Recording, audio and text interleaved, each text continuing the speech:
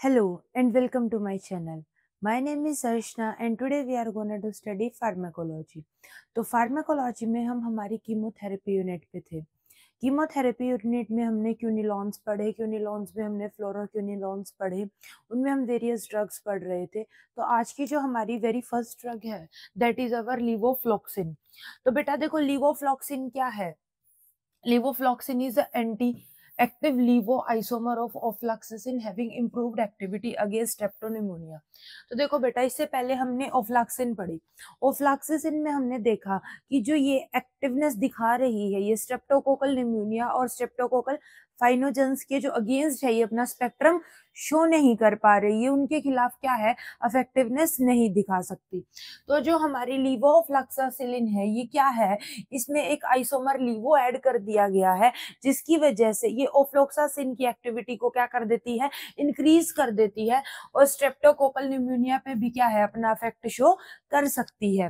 Next हमारा आएगा pharmacokinetics. Pharmacokinetics में आएगा orally bioavailability of levofloxacin is really 100%। जो इसकी बायोअवेलेबिलिटी है दैट इज नियरली 100%। उसके बाद हमारे पास आएगा IV doses are similar. It is mainly excreted unchanged and single dose is sufficient because of the slower elimination and higher potency. इसका जो बेटा अफेक्ट है वो ऑलमोस्ट क्या है ऑफ्लॉक्सासिन के बिल्कुल सिमिलर है। जो इसमें चेंज है वो क्या है, इसमें लीवो आइसोमर ऐड कर दिया गया है जिसकी वजह से ये क्या है स्ट्रेप्टोकोकल निमोनिया जैसे बैक्टीरिया को भी क्या है किल करने के कैपेबल हो गई है। नेक्स्ट इसके फार्माकोकाइनेटिक्स में हमने क्या देखा, फार्माकोकाइनेटिक्स में हमने देखा कि ओरली क्या है बायोअवेलेबिलिटी क्या है नियरली 100% है।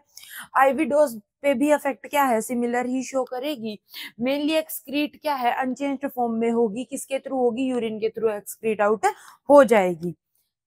नेक्स्ट हमारे आएंगे ड्रग इंटरेक्शन। ड्रग इंटरेक्शन में आएगा कि हम पेशेंट को अगर लीवोफ्लॉक्सिन दे रहे हैं तो वो और कौन से केमिकल कौन सी ड्रग के साथ क्या है रिएक्ट करेगी या नहीं करेगी। तो थियोफाइलिन, वारफरिन, साइक्लोस्पोरिन और zidovudine pharmacokinetics has been found to be remain unchanged.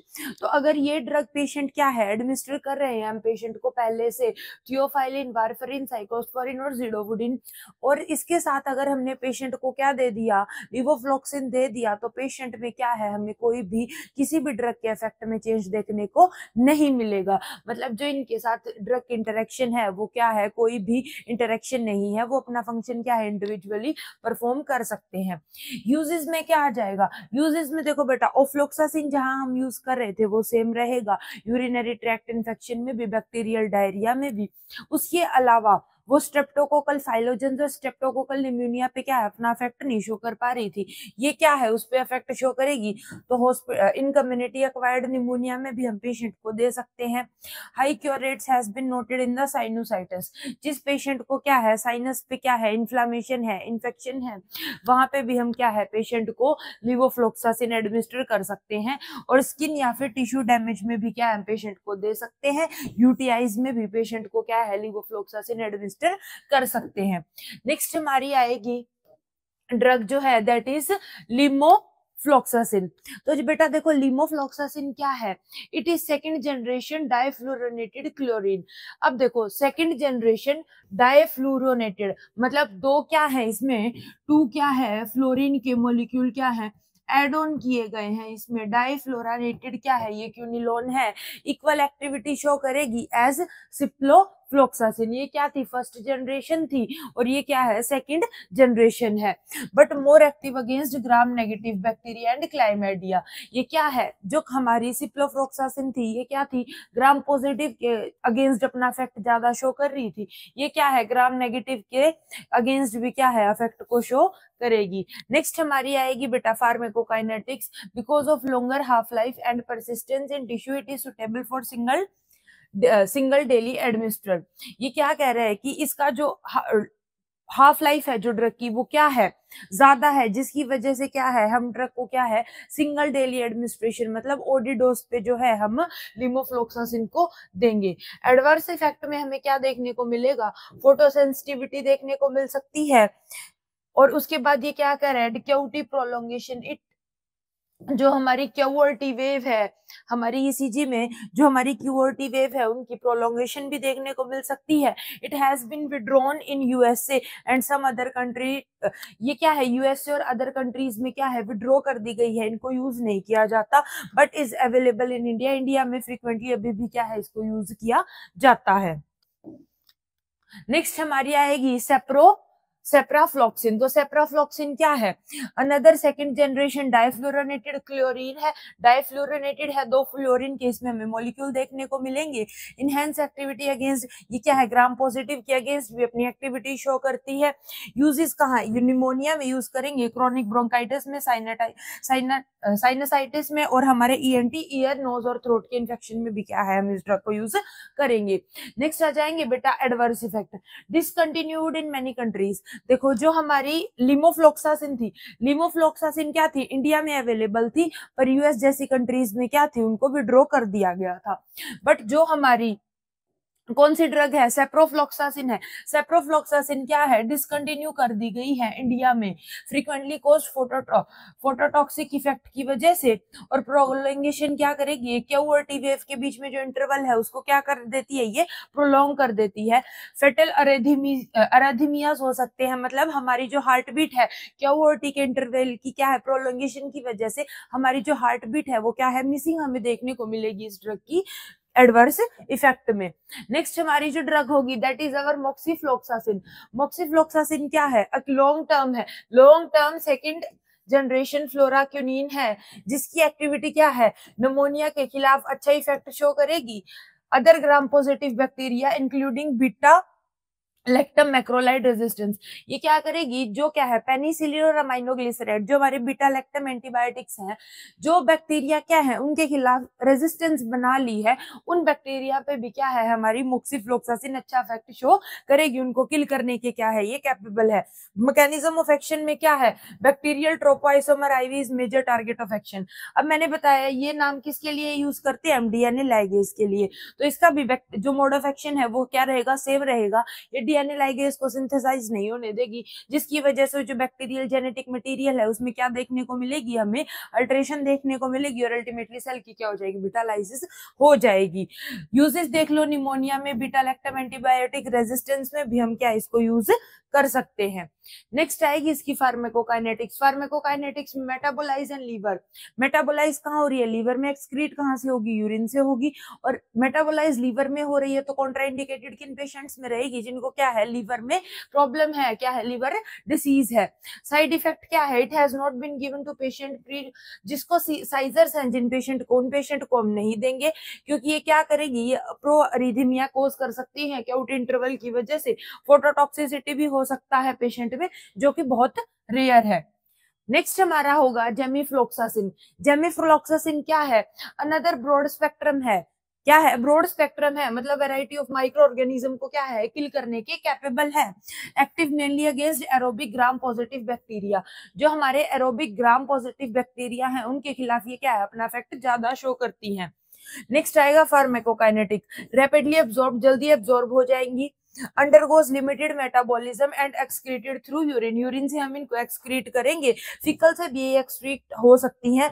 Both are unchanged drug, ये चेंज भी नहीं होंगी। Dose need to be halved if creatinine clearance. देखो बेटा, अगर क्या है, पेशेंट की बॉडी में हमें केराटिन क्लियरेंस क्या देखने को मिल रही है, लेस देन 40 ml पर मिनट हमें देखने को मिल रही है, तो हम केराटिन क्या है, किडनी फंक्शन है, तो अगर हमें क्या देखने को मिल रहा है, किडनी फंक्शन में केराटिन जो है हमारा लेस देन 40 मिलीलीटर पर मिनट हमें देखने को मिल रहा है, तो हम क्या करेंगे, डोजेज को हाफ कर देंगे। So next is our side effect. Side effect में क्या है, पेशेंट को जीआई साइड इफेक्ट हो सकते हैं, डायरिया, नोजिया, हेडेक, डिजीनेस भी पेशेंट में हमें देखने को मिल सकती है। क्यूटी प्रोलोंगेशन क्या है, जिसकी वजह से पेशेंट को अरिथमिया भी हो सकता है। यूजेस क्या है, यूज हम करेंगे बेटा इसको कम्युनिटी एक्वायर्ड निमोनिया में या फिर क्रोनिक ब्रोंकाइटिस में। नेक्स्ट हमारी आएगी प्लूरीफ्लोक्सासिन। प्लूरीफ्लोक्सासिन क्या है, ये न्यूअर सेकंड जनरेशन फ्लोरोक्यूनिन है, जो क्या है, अभी न्यूली इन्वेंटेड क्या है, ये फ्लोरोक्यूनिन है, second generation. Spectrum of activities में क्या है, ये एंटी बैक्टीरियल है, एक्टिव अगेंस्ट बोथ किनके, अगेंस्ट एक्टिव है, ये gram positive as well as gram negative bacteria, मतलब ये ग्राम पॉजिटिव के खिलाफ भी अपना उतना ही इफेक्ट शो करेगी और ग्राम नेगेटिव के खिलाफ भी। फार्माकोकाइनेटिक्स में क्या है, रैपिडली अब्सॉर्ब हो जाएंगी, कन्वर्टेड इनटू यूलिफ्लॉक्सासिन। ये क्या होंगी, जैसे ही बॉडी में जाएंगी फर्स्ट पास मेटाबॉलिज्म क्रॉस करेंगी। फर्स्ट पास मेटाबॉलिज्म एक क्विक रिव्यू बता देती हूँ क्या होता है। जैसे ही कोई ड्रग हमने ओरली ली, वो ड्रग कहाँ जाएगी, हमारे लीवर में जाएगी। लीवर उसको क्या करेगा, मेटाबोलाइज करेगा।